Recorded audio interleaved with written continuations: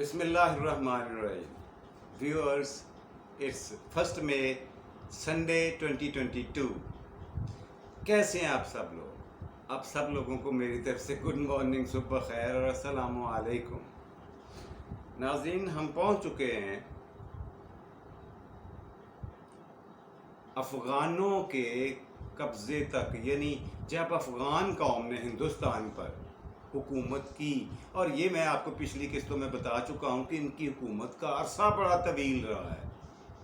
1206 میں سے شروع ہوا اور 1526 تک۔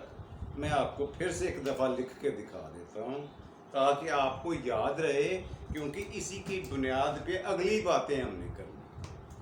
یہ 1206 میں، یہ بھی پتہ ہونا چاہیے آپ کو کہ 1206 میں کون قابض ہوا تھا، اور 1526 تک یوں 320 سال افغان حکومت رہی جی۔ یہ رہا افغان حکومت، افغانوں نے حکومت کی پورے ہندوستان پر 320 سال، 3 صدیاں۔ ٹھیک ہے، یاد رہے گا۔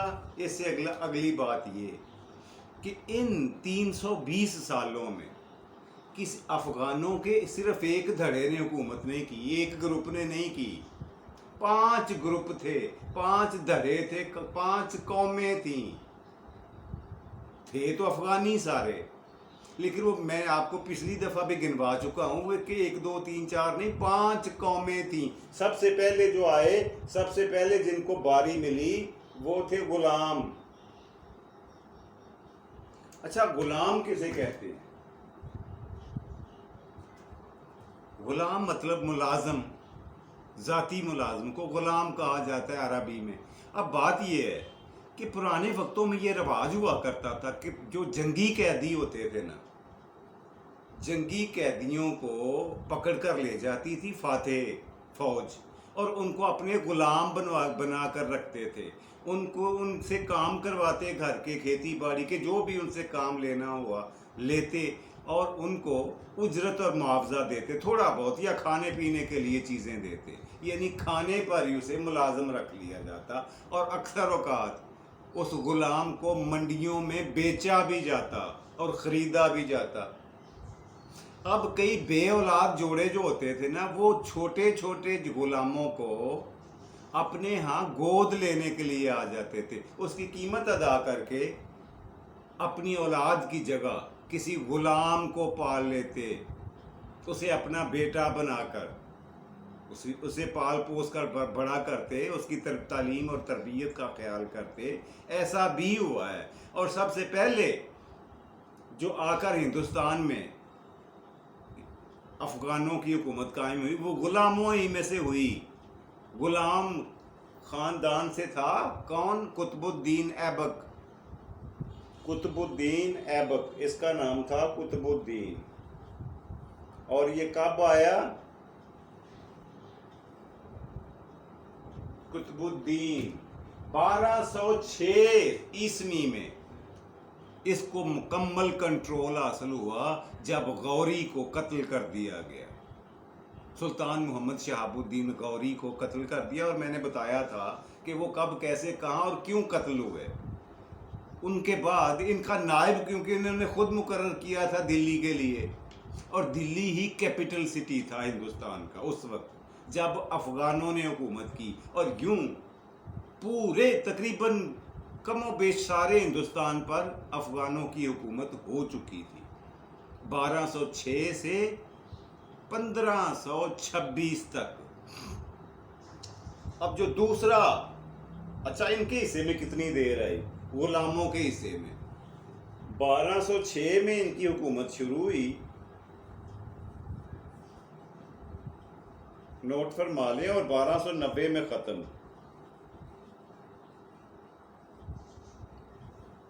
یوں 84 سال ان کو ملے غلاموں کو حکومت کرنے کے۔ کتنے؟ 84 سال۔ ان 84 سالوں میں غلام قوم کے 9 بادشاہ اور ایک ملکہ، یہ نہیں ایک عورت نے بھی حکومت کی، 10ویں عورت تھی، 9 بادشاہ گزرے ہیں اور ایک عورت، ٹوٹل ہوئے 10۔ ان 10 کی تفصیل میں آگے چل کے اگر ضروری ہوا تو ان کو 10 کی تفصیل میں آپ کی خدمت میں پیش کروں گا، آپ دیکھتے جائیں، نوٹ فرماتے جائیں۔ اور دوسرا خاندان غلاموں کے بعد جن کی باری آئی وہ تھا خلجی خاندان۔ نمبر 2 خلجی خاندان۔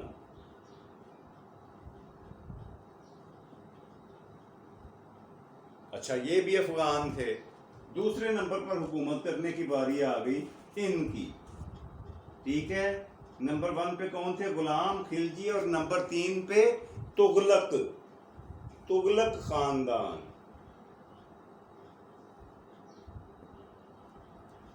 یہ سارے کے سارے افغان تھے، یعنی افغانستان سے ہی آئے تھے، اور ان میں سے ایک فرقہ تھا جس کا نام تھا پٹھان،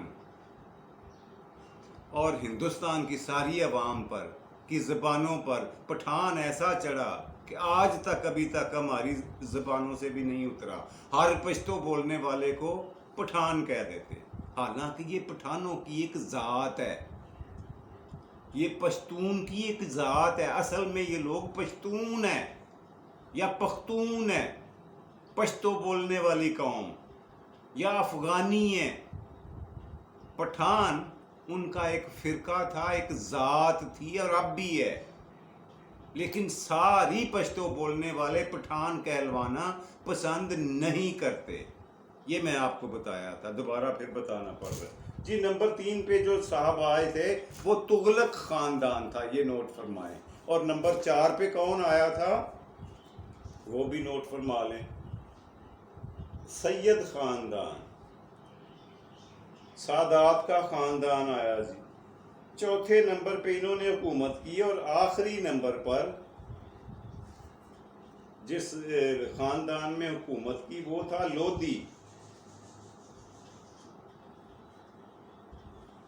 لودھی خاندان۔ یہ نوٹ فرما لیں، یہ 5 خاندان تھے جنہوں نے 320 سالوں میں پورے کے پورے ہندوستان پر حکومت کرنے کا اعزاز حاصل کیا۔ اس کے بعد کیا ہوا؟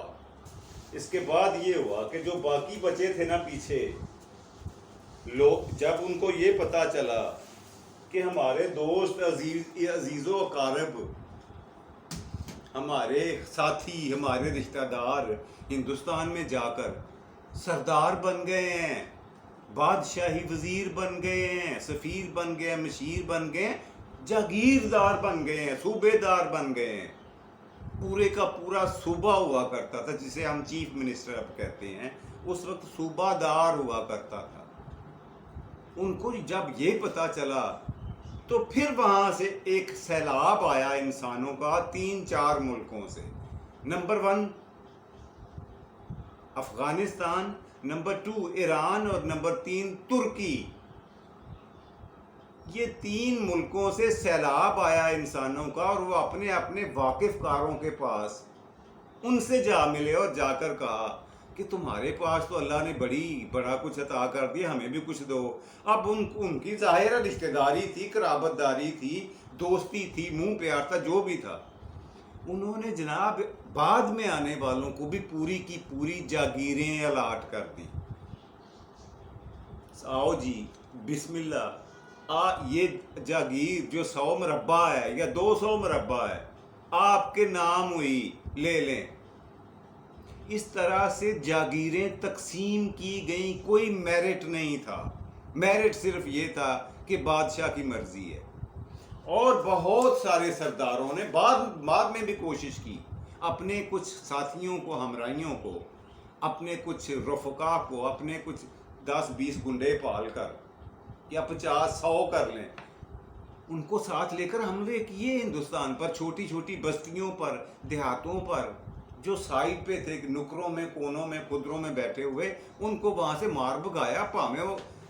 بے شک وہ مسلمان ہی کیوں نہ ہوں، ان کو کیونکہ وہ کمزور تھے ان کو مار بھگایا اور وہاں پہ تسلط اپنا قائم کر لیا اور حکومت اپنی بنا لی بعد میں آنے والے سرداروں نے.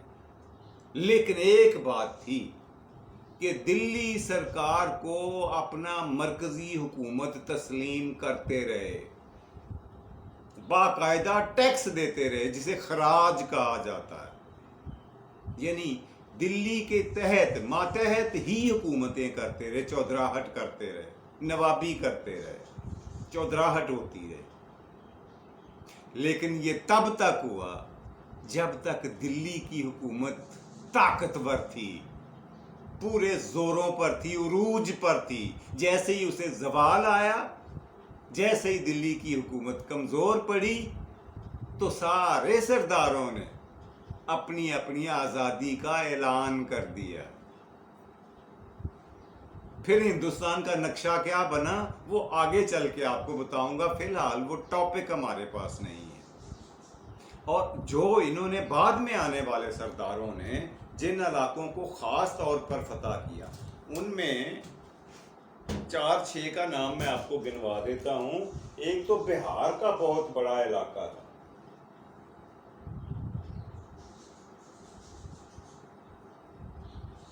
بہار کو انہوں نے ٹکا کے فتح کیا جی. اس کے بعد یہ آگے بڑھے اور انہوں نے دلی, اودھ اور بنگال, دلی نمبر 3 اودھ اور نمبر 4 بنگال, انہوں نے بعد میں آنے والے سرداروں نے بھی یہاں پہ دخل اندازی کی ان 4 بڑے شہروں میں, اور دلی حکومت کے ہاتھ مضبوط کیے. یعنی جو جو لوگ بھی ان کے خلاف تھے افغانوں کے, ان کو قتل و غارت گری کے ذریعے ختم کرتے رہے, ان کی بیخ کنی کرتے رہے, ان کی نسل کشی کرتے رہے. اور یوں دلی گورنمنٹ کو, دلی سرکار کو یہ بات بڑی پسند تھی کہ ہمارے بعد میں آنے والے بھی لوگ ہمارے خلاف سازش کامیاب نہیں ہونے دے رہے, اس کو اپنے تائیں اپنے لیول پہ اس کا سر کچل دیتے ہیں, وہیں پہ فارغ کر دیتے ہیں. اور دلی سرکار اس لیے خوش تھی کہ یہ سارے کے سارے سردار جو قابض ہیں یا جو جاگیردار بن گئے ہیں, صوبہ دار بن گئے ہیں, وہ ہماری برتری کو, ہماری آفاقیت کو اور ہماری مرکزیت کو تسلیم کرتے ہیں, اپنے آپ کو دلی کے ماتحت ہونے کا اعلان کرتے ہیں. اس لیے ان کو یہ بات بڑی پسند تھی. لیکن پھر کیا ہوا جو ہوا کرتا ہے کہ یہ تب تک ایسا رہا جب تک خیر سے دلی پر افغانوں کی حکومت طاقتور رہی, اپنے زوروں پر رہی, اپنی پرواز پر رہی. جیسے ہی وہ کمزور پڑی, ان اپنوں نے ہی علیحدگی کا اعلان سب سے پہلے کیا اور اپنی علیحدہ علیحدہ آزاد ریاستوں کا اناؤنسمنٹ کر دی. خیر ہوتے ہوتے ہوتے ہوتے ہوتا کیا آیا کہ چھوٹے چھوٹے جو سردار آئے نا بعد میں, انہوں نے اپنی چھوٹی چھوٹی ریاستیں قائم کر لی. میں نے آپ کو بتایا کہ ایک آدمی 100 بندے کو ساتھ لے کر, گنڈوں کو ساتھ لے کر وہ آ کے پتہ کروا لیتا تھا کون سا پنڈ ماڑا ہے, غریب ہے, لڑ نہیں سکتا, اس پہ حملہ کر دیا, اس کے اوپر حملہ کر کے انہیں دوڑا دیا, ان کی زمینیں جو زیر کاشت تھیں پورے کا پورا پنڈ اپنے قبضے میں لے لیا اور وہاں پر اپنی سرداری کا اعلان کر دیا. یعنی جنگل کا قانون بنا رہا, مائٹ از رائٹ کا قانون بنا رہا, جو طاقت یعنی جس کی لاٹھی اس کی بھینس, یہ قانون چل رہا تھا. اور کامیاب ترین قانون بھی یہی تھا. اور دلی سرکار سے برداشت اس لیے کر رہی تھی کہ یہ خود کو دلی سردار کے تابع ہونے کے کا کیا کرتے تھے اعلان.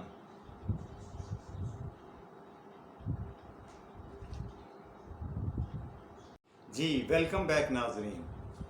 کچھ فنی خرابی کی وجہ سے بریک لینا پڑی, میں آپ لوگوں سے معذرت خواہ.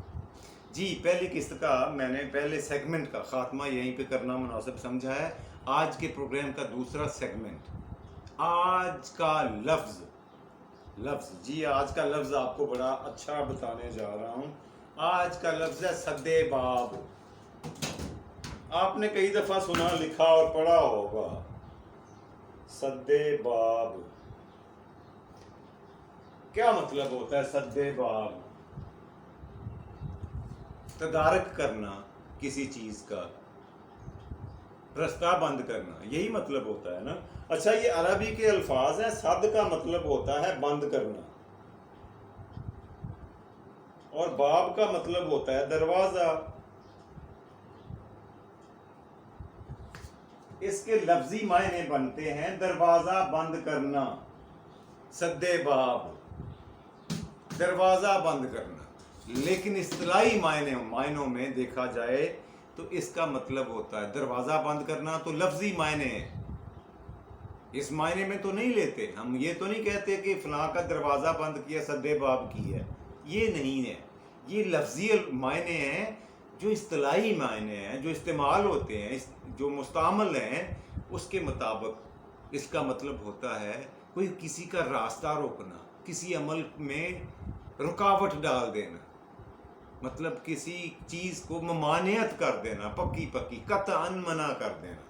اسے کہتے ہیں سد باب. جی پروگرام کا تیسرا اور آخری سیگمنٹ آپ سے شیئر کرتے ہیں اور وہ ہے آج کی بات. جی آج کی بات یہ ہے، سائیں غور سے سنیں. آج کی بات یہ ہے کچھ اس طرح سے ہے کہ تنقید ہم بڑی کرتے ہیں، ایک دوسرے پہ کرتے ہیں جا بجا ہر جگہ، جائز و ناجائز کرتے ہیں، بغیر بے خوف و خطر، بغیر سوچے سمجھے کیڑے نکالتے رہتے ہیں لوگ. یہ سوچے سمجھے بغیر کہ آپ کی تنقید کے لیے بولے گئے الفاظ دوسرے کے دل و دماغ پر کیا اثر چھوڑیں گے، آپ کی اپنی حیثیت اگلے کے دل و دماغ میں کیا رہ جائے گی. اس چیز کو، اس فریم ورک کو مد نظر رکھ کر تنقید کرنا بری بات نہیں ہے، لیکن اس کے لیے 2 شرطوں کا ہونا ضروری ہے. ایک تو تنقید کریں دلیل کے ساتھ، بے تکی نہ کریں، فضول نہ کریں،